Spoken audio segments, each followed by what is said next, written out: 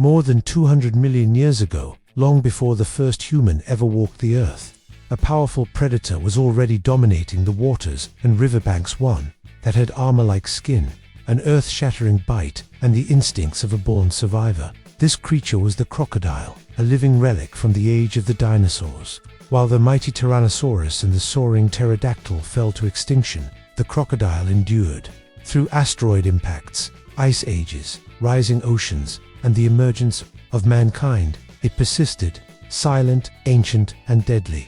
The crocodile has remained a master of survival. But what if I told you that this ancient beast has found a new role, not just in swamps and rivers, but in high-tech farms and high-end fashion boutiques? That in modern China, crocodiles have become the center of a thriving, multi-million industry where nature meets innovation and ancient power fuels economic ambition. It all begins with a single egg, smaller than your hand, yet worth more than its weight in gold to the right farm.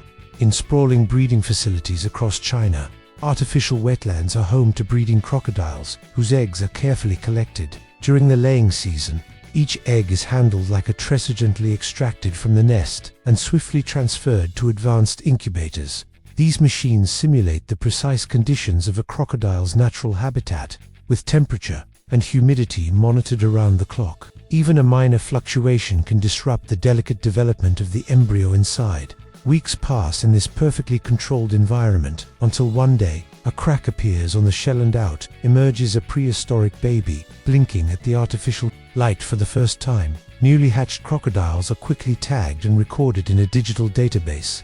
Each tiny reptile is placed in its own tank, where it begins a carefully monitored journey toward adulthood. Their diet, not just scraps or leftovers, these baby crocodiles feast on a customized blend of chicken, fish, and lab-designed nutritional supplements formulated to boost immune function, accelerate growth, and enhance skin texture. Why skin? Because, in this industry, flawless crocodile leather can be more valuable than gold. It's the kind of skin that ends up wrapped around luxury handbags, shoes, belts, and wallets, sold by some of the world's most elite fashion houses. Inside these facilities, technology reigns supreme. Sensors monitor water quality, temperature, and the crocodile's behavior. Biochips implanted under the skin track each reptile's growth rate, feeding patterns, and health status. If a crocodile develops unusually fast or shows early signs of illness, the system alerts the staff instantly. Nothing is left to chance. Even the lighting in these rooms is regulated to mirror day-night cycles in natural habitats. All of it is designed to create the perfect conditions, not just for survival but for perfection. By the time the crocodiles reach 2 or 3 years of age, they are nearly unrecognizable from their newborn selves. They now stretch up to 2 meters in length and weigh over 50 kilograms. These muscular, streamlined reptiles are no longer just farm animals. They are economic assets. This is the stage where things get serious. Their diet is upgraded to include larger, protein-rich meals, whole fish, chicken parts, duck meat, animal organs, and even frozen cuts that have passed rigorous hygiene checks.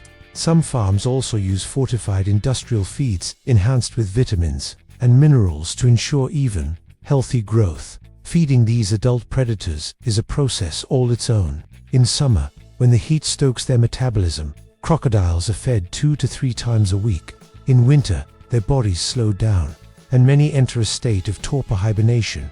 For reptiles during which they may not eat for weeks, feeding is typically done using carts, trays, or in some advanced farms, automated conveyor systems that eliminate the need for staff to enter the enclosures, significantly reducing the risk of dangerous encounters. After all, these creatures, while farmed, are still wild at heart. Eventually, the time comes for harvest. When a crocodile reaches its target size and weight, it's not just a reptile, it's a bundle of commercial opportunities.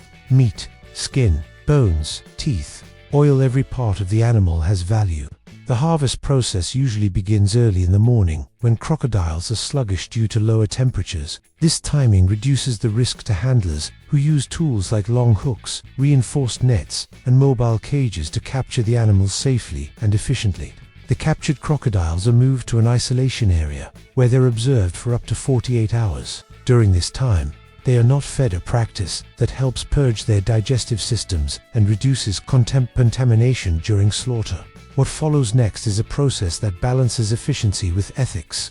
In purpose-built slaughter facilities, the crocodiles are first anesthetized or stunned using humane techniques before they are euthanized by either cutting the major arteries in the neck or a direct stab to the heart. These methods, approved by veterinary guidelines, ensure the crocodile experiences as little suffering as possible.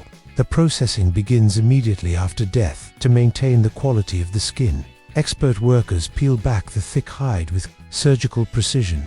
The skin is then cleaned, treated, and salted or, in some cases, frozen, before being sent off to high-end tanneries for finishing. But the crocodile's commercial story doesn't end with its skin.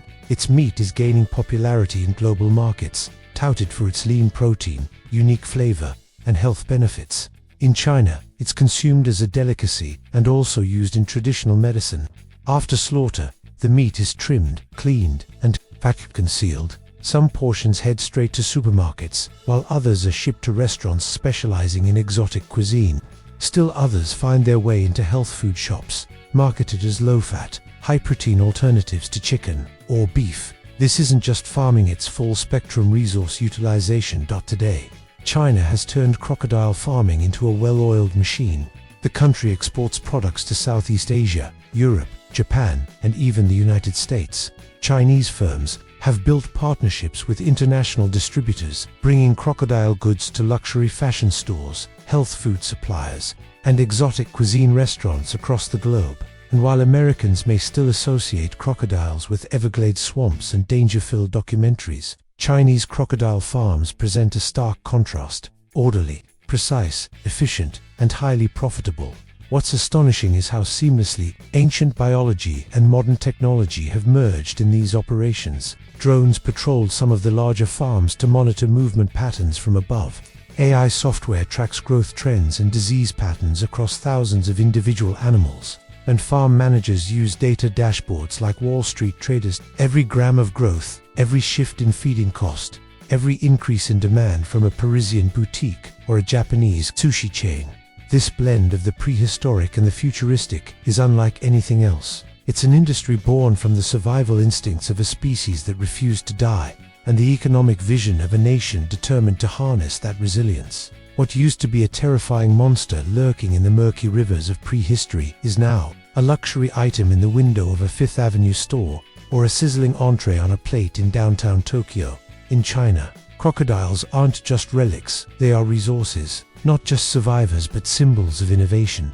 The success of China's crocodile farming industry isn't just a tale of commerce, it's a lesson in perception. For generations, the West viewed crocodiles as little more than dangerous pests or occasional zoo attractions. But where others saw danger, China saw opportunity. It saw the potential in an ancient predator that had mastered the art of survival and imagined a future where its strength, texture, and biology could be cultivated, refined, and monetized. And now, one can't help but wonder how many other monsters of nature are waiting to be understood, transformed, and embraced. How much dormant value lies hidden in the ecosystems we overlook or fear. Perhaps the real lesson from China's crocodile industry isn't just about reptiles or farming. It's about vision, the ability to look at something fearsome, wild, or misunderstood and see, not a threat, but a future. So the next time you glance at a crocodile in a documentary or see its scaled pattern on a luxury handbag, remember, this isn't just an animal.